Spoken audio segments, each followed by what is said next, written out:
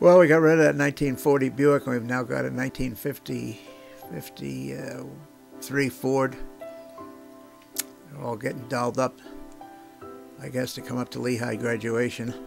That was the neighbor, Jerry Cavalier. He lived right behind us. Jerry and I were good friends. He was much my senior, but we were good friends. And this is a scene at the chapel at Lehigh University on Baccalaureate Day. Probably the only day I was in there. This is at the completion of the services. You'll see all the mucky mucks come out. There's Carol. These are my friends, Bob Granville, Les Norbury, Fred Weir, myself, and Randy Beck.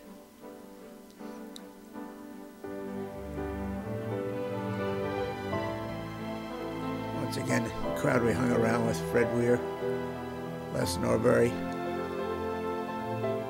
Ah, here comes the mucks out of the chapel. See who's leading the parade there? That's old Uncle Harry from Philadelphia. He wasn't going to miss out on anything. Uncle Harry and Grandpa Rudy were friends and big baseball fans. They told me about the time they went to Philadelphia trying to get into a World Series game. And there was a long line. They paid some cop $20, grab him by the neck and shove him back in the front of the line and say, "Stay there." "Okay, that's me." And this is Aunt Em and Aunt Frances, and there's Uncle Harry, friends from Philadelphia. And that's Uncle Roy. That's Grandma Gladys's uncle. And that's Bob Granville. And Fred and Joan Weir. They're still going today in 2009. And that's my future wife and I, Gail, and Gail's father, Bill.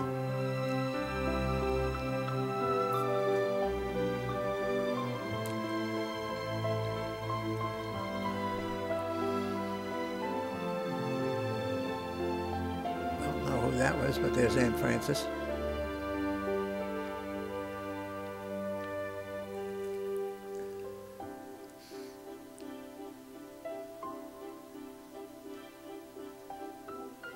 Grandma Gladys and me, and my sister and Grandpa Rudy.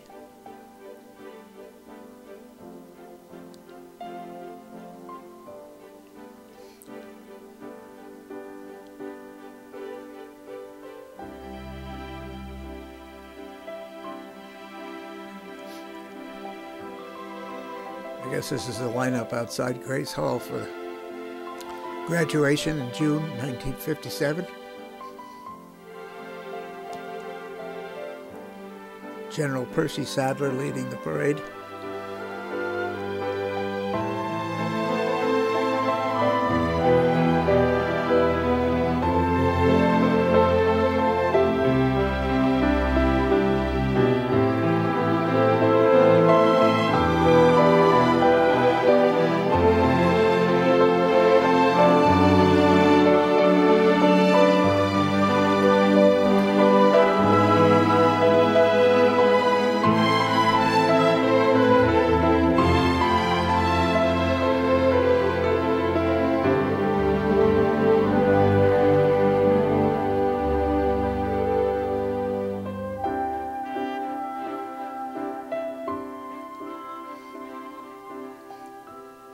We had, I think, like about 450 in the graduation class.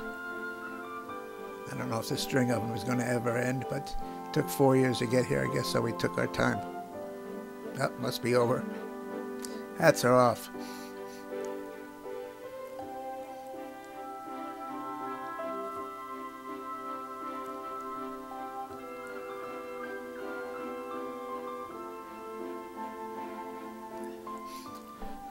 That was a flagpole that was in the middle of a green area.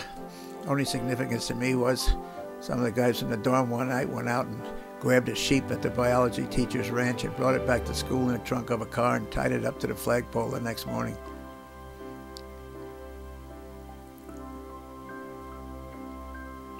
That was our standard greeting. Wave off, hello.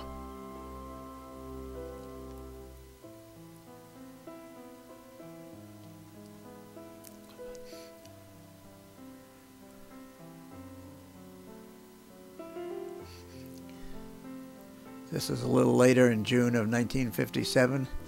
Actually, it was Father's Day. when I left New Jersey to take up a job in California. So, Aunt Marion and Joe and Grandma come down.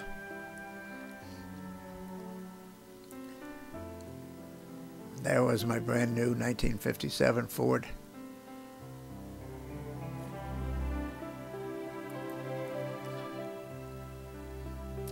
In the picture is Jerry Cavalier, who was my friend and neighbor back. I guess I had to lift the hood to show him where the engine was. As you can see, they're all pleading with me not to leave.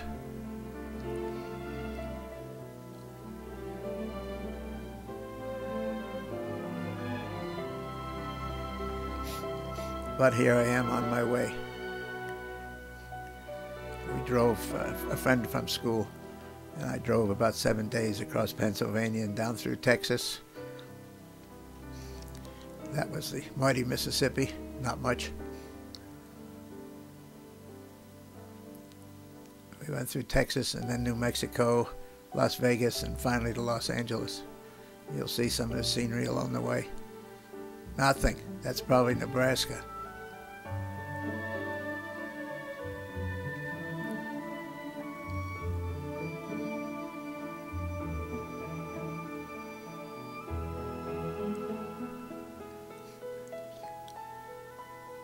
Few lonely old hides along the road.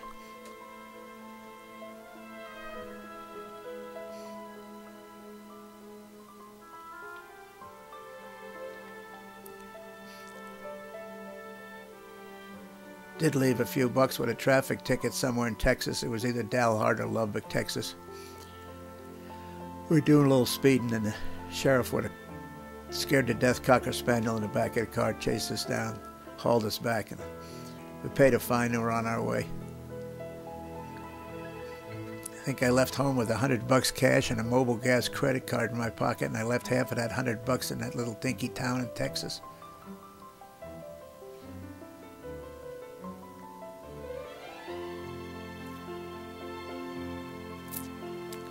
Not sure where this really is, but it's in the southwest somewhere, if you recognize that scenery. Maybe on the way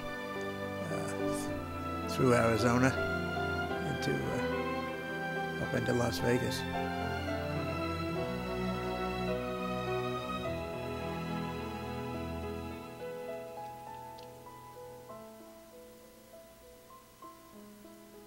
Oops.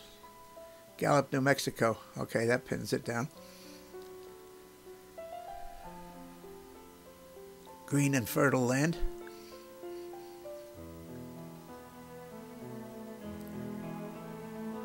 And windy. That was my friend Jim Creswell.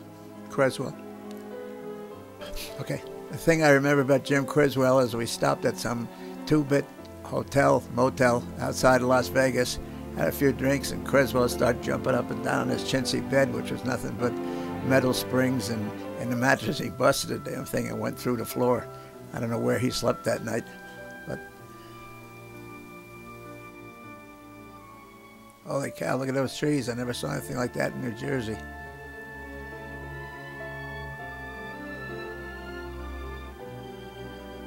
That's an Indian hogan. Okay, that tells us where we were, approaching the Grand Canyon.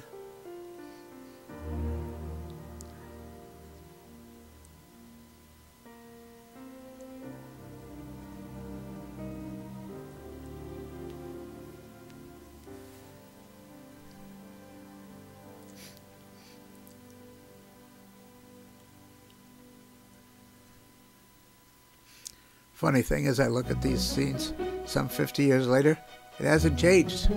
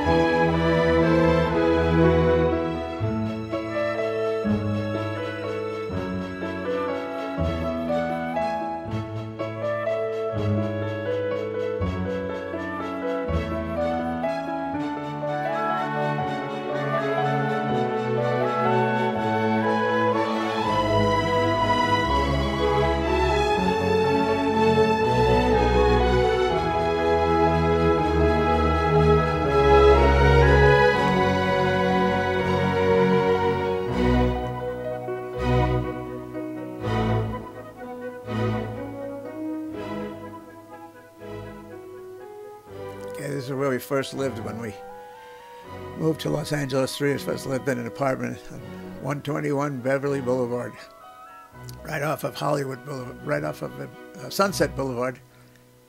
There we go, Beverly Court. That was the veterans' home. We thought we really had it made. We didn't have to study at night. We had a swimming pool. Little did we know we were going to be living on canned lemonade and popcorn to bloat ourselves because we couldn't afford to eat. This is, I'm not sure what that is. These are the, this was one of my best friends from college, Rick Heath. He and I lived together. Having the name Heath and Hecht and both mechanical engineers, we spent a lot of time together. We lived down off Sunset Boulevard there for about 6 months, and then everybody split up. This is Mulholland Drive.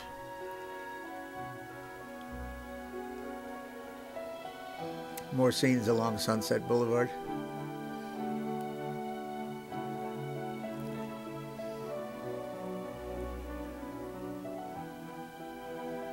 A little smog in there. And this is where I went to work at Rocketdyne in Canoga Park for like about 20 months. With my luck, the project that they hired me for had been canceled by the time I got there, so I didn't have much to do. And they gave me another job up in the Santa Susana Mountains testing gas generator systems for starting rocket engines. We spent a little time over at Malibu. These are the cliffs